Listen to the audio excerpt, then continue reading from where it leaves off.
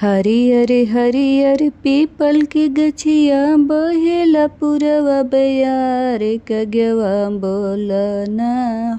हरियर हरियर पीपल की गछिया बहेला पुरवा बयार कगवा बोलना। कब आई है शिव गुरु हमारे कगवा बोलना। कब आई है शिव गुरु हमारे कगवा बोलना। के करला दया मंगबो के करला चर्चा शिष्या बोलना।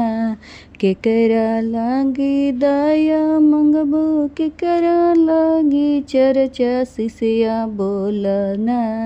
के करा लागी ज्ञान शिष्या बोलना। केकरा खातिर लेबू तू ज्ञान शिष्या बोलना।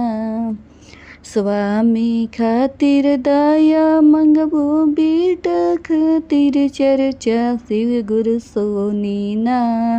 स्वामी खातिर दया मंगबो बेटा ला चर्चा शिव गुरु सोनीना। अपना लाती न सूत्र ज्ञान शिव गुरु सोनीना।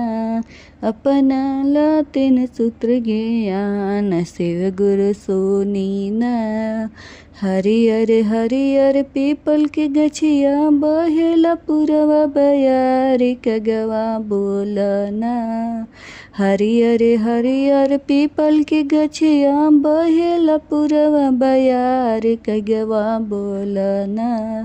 कब आई है शिव गुरु हमारे कगवा बोलना।